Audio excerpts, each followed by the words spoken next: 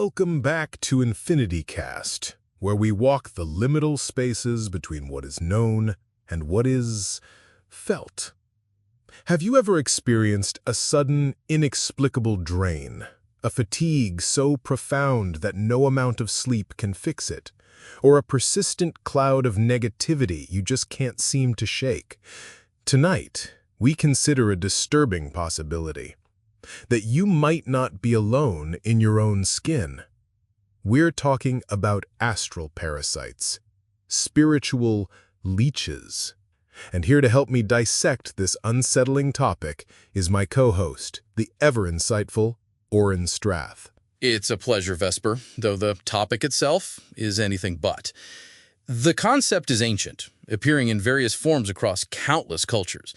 In essence, an astral parasite is said to be a non-physical, low-vibrational entity that exists on the astral plane. It latches on to a person's energy field, their aura, and siphons their life force, or prana, to sustain itself. And the experience for the host is parasitic. It's not just feeling tired.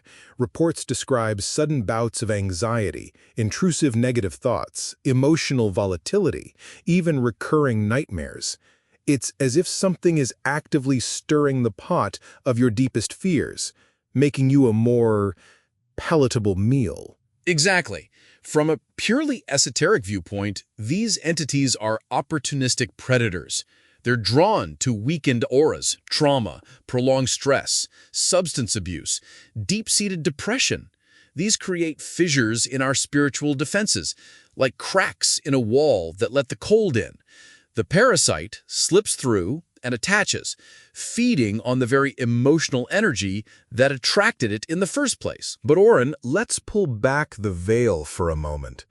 A skeptic would listen to that list of symptoms: fatigue, anxiety, depression, emotional turmoil, and say we're not describing an astral parasite. We're describing the human condition. We're describing clinical depression or chronic fatigue syndrome. Isn't it possible that the astral parasite is not an external entity at all, but an internal one? A psychological projection? You mean we create these things ourselves? Precisely. Think of it as a powerful metaphor made manifest by the mind. It can be easier for a person to conceptualize their struggle as a battle against an outside invader, a monster, because a monster can, in theory, be vanquished in a way that a complex chemical imbalance cannot. I don't entirely disagree.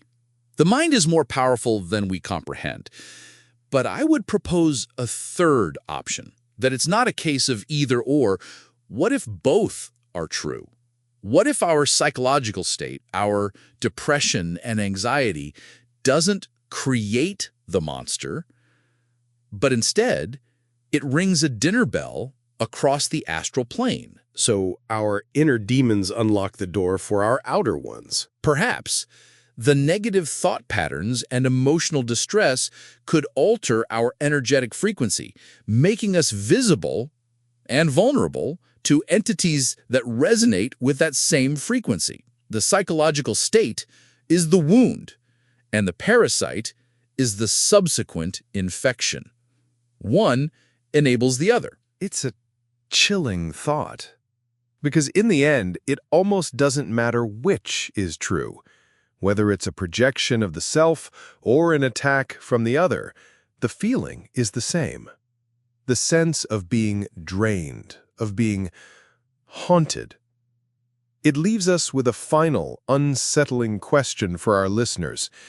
As you lay down to sleep tonight, feeling the weight of the day pressing down on you, ask yourself, is that weight entirely your own? Until next time, keep your thoughts and your energy to yourself.